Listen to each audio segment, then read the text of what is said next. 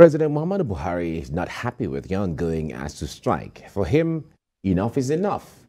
He expressed his displeasure recently in a statement signed by his spokesperson, Garba Shehu, asking the union to consider the future generation and resume work. Reacting to the statement, the chairperson of ASUU, Federal University of Minna, Dr. Bolaho Bolari, accused the president of playing psychological games by involving the future generations in a statement. One bone of contention for the academics is the non-payment of university revitalization funds, which amounts to about 1.1 trillion naira, and an alternative payroll system, IPPIS or EPIS, but the federal government says it doesn't have the money to pay such an amount, citing low oil prices and so on. The union had embarked on strike since February 14. These are the issues we'll be talking about. Joining us to discuss this is Chairman ASUU Unilag Chapter, Dr. Dele Ashiru. Doc, it's good to have you join us now.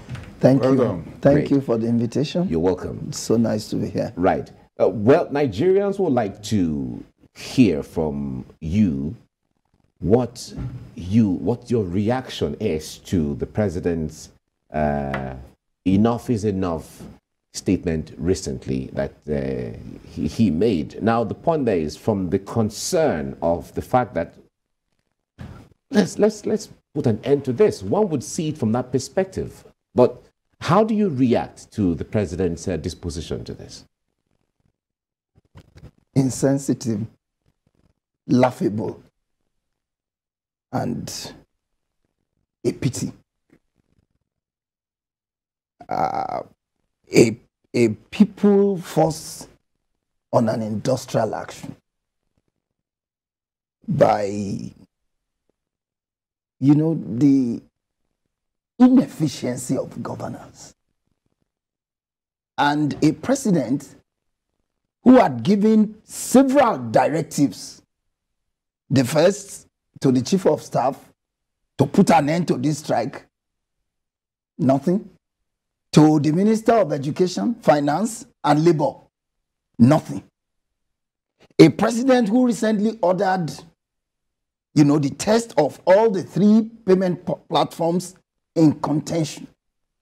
And all of a sudden, without bothering to find out to what extent these lieutenants of his have carried out his orders, will then from the blues in an uncoordinated manner, say enough is enough. I think that is only adding to the revolutionary vocabulary of Nigerians, because it's high time Nigerians now tell this government and its agencies that enough is enough. For us, enough cannot be enough. And enough will not be enough until our core demands are addressed. Up till now, the renegotiation of the 2009 ASUU FGN agreement, which is one of the principal demands of our union, the renegotiation had been concluded 1 month ago. The first one by the Muzali Jubril-led federal government team since May 2020. The second one by the Nimi Bricks Committee is 1 month old, awaiting presidential approval. And to hear that same president on a Saturday, in the most uncoordinated manner, talking about enough is enough of what? So enough will be enough if, our agreement is signed, a new payment platform is deployed. Look, if we are in a serious country, nobody should be talking about IPs as we speak. The Accountant General of the Federation, who is the Generalissimo of IPPIS, is languishing in EFCC custody on account of a 170 billion, the one that we know, theft from. So we are just in a country where we should rather be telling the president and his government that enough is enough. I would respond to this, that the implementation of the December 2020 Memorandum of Action Of all 7 issues listed in the memorandum, about 5 issues are fully implemented, which are end academic allowances as EAA. 40 billion was paid in January/February 2021 for 2020. That the 22.27 billion was paid for 2021 and mainstreamed into 2021 budget as promised ASUU in the memorandum, or as MOA, as they said. 30 billion was paid in June 2021 for revitalization, as in MOA. How would you respond to that? That they have been doing their own part. They haven't. Let me. Did you not get this money? Let me. ASUU don't get money from government. No. Was the money? Is the money fiction? Well, maybe it's audio money, like they say. Yeah, is it audio money? Was the money really paid to the system? Yeah, yes, the money was paid to the system, but we have to put it in context. Because, you see, there's a way this kind of narrative and government propaganda, deviate from the core issues, from the fundamental issues. All of these items you have reeled out are mere symptom of a deeper malady. No, what do you mean symptom? Money that is paid is a symptom. Let me explain. Yeah. Because if I don't explain, it may be difficult for you to understand. Yeah. End academic allowance flowed from the 2009 agreement. As I speak with you, government is still in default of 2 tranches due since 2020 as promised in that same MOA. So if you are owing a people 4 tranches of end academic allowances and you pay 2, you'd agree with me that we still have outstanding. As I speak with you, we are still being owed 2 tranches of end academic allowances. The 30 billion revitalization fund is part of the 1.1 trillion alluded to. Just paying 30 billion out of 1.1 trillion. Can you say that that's a meaningful, achievement, or it satisfied a condition? So, and all of these revitalization, EAA and all that, were consequences of the refusal of government to renegotiate the 2009 ASUU FGN agreement. Our belief is that if government had kept faith with the terms of that agreement by reviewing it every 3 years, all of this backlog would have become unnecessary. So yes, 22.2 billion was received as end academic allowances, 30 billion received, but those are not even the core demands of ASUU. That's the point that I'm making. Our core demands are that the 2009 agreement be renegotiated and will be taken out of the now very discredited and fraudulent IPPI scheme and deploying hiatus, which was at the instance of government. We said we can't, reckon with IPPIs, and government says, okay, if you say you don't want this, give an alternative. Now the alternative is here. And because, of the flexibility, user-friendly, transparent, and accountable nature of that platform, government is refusing to deploy it. Government is saying that it failed its integrity test and the hackers can get in. What do you say? That's what they're insisting. And 2, that NASU and the other union are not at peace with with your platform. That is not correct. It is not correct because which of them is not correct? The 2 points. The 2. First, on the fail of integrity test, I have on my phone the NITDA report, which I can share with you before leaving here, which scored hiatus 99.3%. And I don't think that by any stroke of mathematical imagination, 99.3 can be regarded as failure.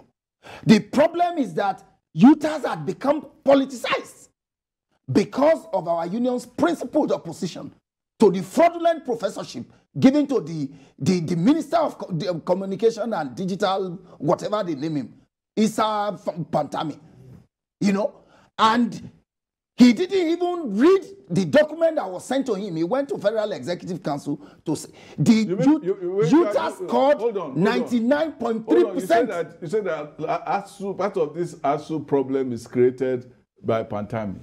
No, I didn't say that. You know, what point are you making? That has to do with the fraudulent professorship that's why they are politicizing the question of UTAS. Why? How is it related? Please explain. I mean, of course, he got appointed, in our view, in the most inappropriate manner at FUTO as a professor. Professor, yes. At a National Executive Council meeting of our union, after having looked at the entire processes and his career trajectory, we came and looking at even FUTO's criteria for appointment of professorship. We came to the conclusion that he was inappropriately appointed as a professor in FUTO. And consequently, our union and our members will not recognize him as such. Now, the vendetta is when the question of UTAS came and is in the purview of his ministry. Okay, now you're explaining. You know, so because I was physically present when UTAS was being tested at the NIDA headquarters, and I witnessed the proceeding. So I was taken aback when I heard him at a Federal Executive Council meeting say, UTAS failed. UTAS failed what? Even the technical committee of NIDA is full of commendation for our members who developed UTAS.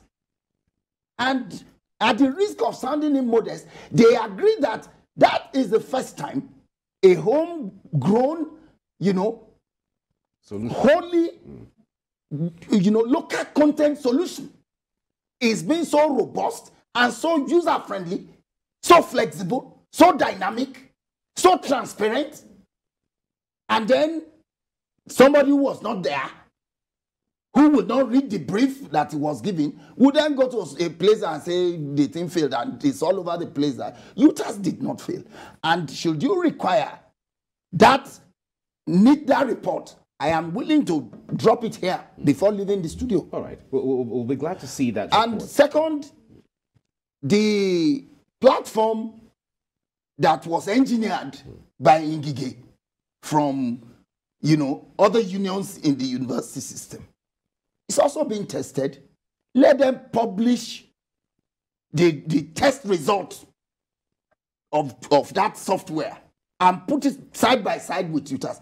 And of course, for those who care to know, in developing UTAS, all the payment structures in the university system have been taken care of. All right. Well, let me put you on hold a little bit. We'll come back to this issue, this contention, why this UTAS, IPPIS, and the other ones, and all of that. We're talking about ASUU. The Academic Staff Union of Universities has been on strike for several months now. And just a few days ago, the president, during the Salah holiday, made a statement that, you know, trying to address some of the realities on ground. And he said enough was enough regarding the strike, and they urged ASUU to call off or suspend the strike for the sake of the young generation and generations unborn who would feel the impact of ASUU being on strike, especially from the learning process. And ASUU, on the other hand, is not taking that lightly. They are saying that the president saying enough is enough should have directed the enough is enough to the realities on ground and all of the files on his table. We have the ASUU chairman, UNILAG chapter with us in the studio, Dr. Dele Ashiria. We've been talking about this in the studio. Yes, you talked about the 2009 renegotiation that you want, but this, but they believe, they have said, and the minister has said before, that, you know, it was actually renegotiated in 2013 and 2014. The Wale Babalakin committee started the renegotiation in 2018. What has become of that? Because they said one committee that was set up, headed by Professor Nimi Briggs, who also decided not to work with the FG. Well, The agreement has not been renegotiated. There were attempts to renegotiate it under the federal government team led by Wale Babalaki. Unfortunately, he wasn't able to do much until he was kicked out of the governing council of our university, the University of Lagos. And once you are no longer a pro-chancellor, you can no longer sit as a negotiator with government. That was what brought in the Muzali Jubril Committee. And Muzali Jubril worked as a former, executive secretary of NUC. So worked very conscientiously with our union. And then we got a draft in 2020, May 2020 to be precise. Exactly. Yeah. Now, that was awaiting government's, review to say, okay, we can do this, we can't do this. And then, pass it on to our union so that we can also say, okay, let us take a middle course. Let's do. But that document was kept in the coolers. But they said that the proposal's financial implication was for about 44,377 lecturers with about 7,000 professors. And then that would include a lot of all of university staff at the same time. And the thing was going to about 1 trillion naira. They said they don't have 1 trillion naira to be paying for you guys. And I know they also have colleges of education and polytechnics, and the ASUU people think that they are the only thing they need for education, the best thing for education since sliced bread. But we have teachers, we have other people down the line who also have needs in the education sector. Well, you see, that kind of argument misses the point. No amount should be too much to educate Nigerians. In the face of, disgusting financial recklessness on the part of this administration. Toxic fuel was imported to this country. Government found money and up to today, nobody is either being asked any question. This same government donated $1 million to Afghanistan. Look at the cost of governance in Nigeria. The budget of the National Assembly of about only 410 people. It's not more than the budget for the whole education ministry in Nigeria. Isn't that shameful? But it seems that that ASUU is pursuing its own agenda. Why not work with other bodies to talk about the holistic organization of the Nigerian financial administrative system, rather than put your own demand in isolation? Because putting your own demand in isolation does not take cognizance of the fact that other people want the same thing, and that the system as it's run cannot take care of ASUU's demand. The system, as it is, hold on, cannot take care of ASUU's demand until it is overhauled. In other words, you guys are putting the cart before the horse. No, that's not correct. That is not correct. ASUU is a trade union. ASUU is not government. What you are suggesting should be put at the doorstep of government. Why but you are academics, you are supposed to also take initiative. They should pay us consultancy for doing that. You are supposed to be patriots. Look, if you are unions, you are patriots first. In fact, our union is the most patriotic, foremost trade union organization in this country. And I say that without any fear of contradistinction. Look, in that same agreement. That's just a claim. Yeah, it's a claim that I'm making, and it's verifiable.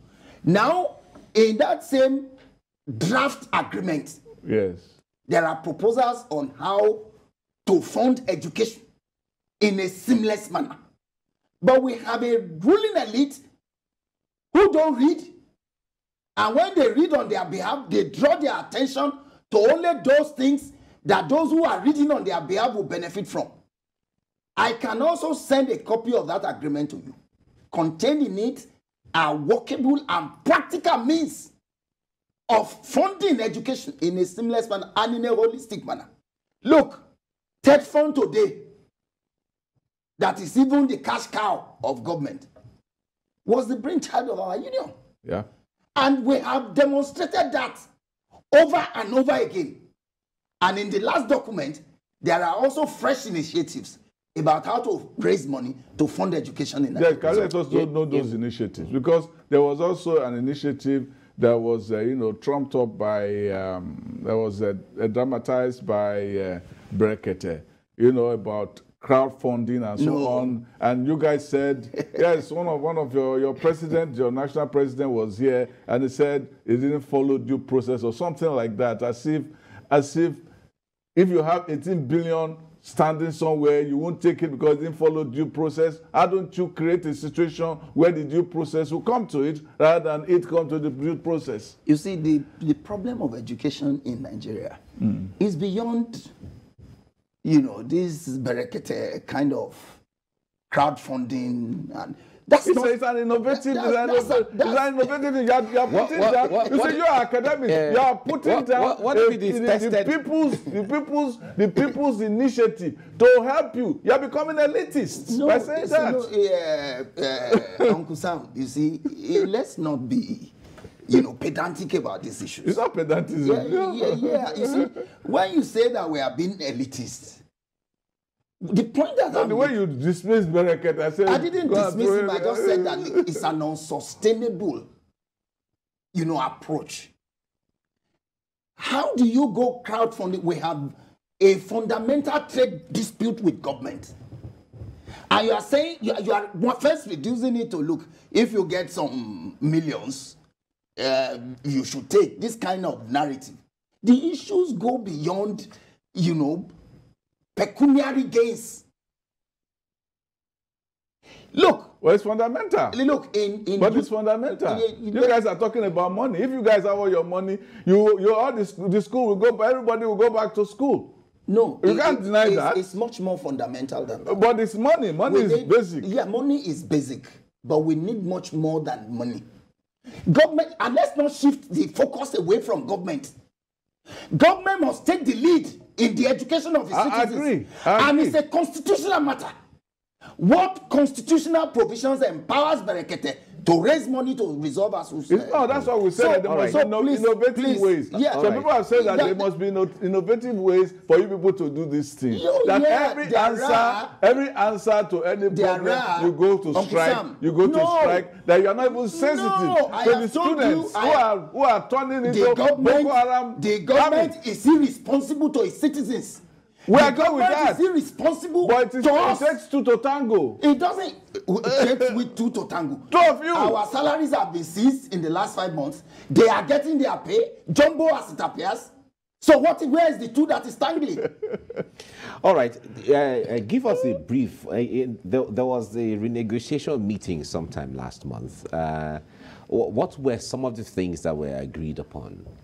Well, the first is that the renegotiation, which is the major bone of contention, had been concluded.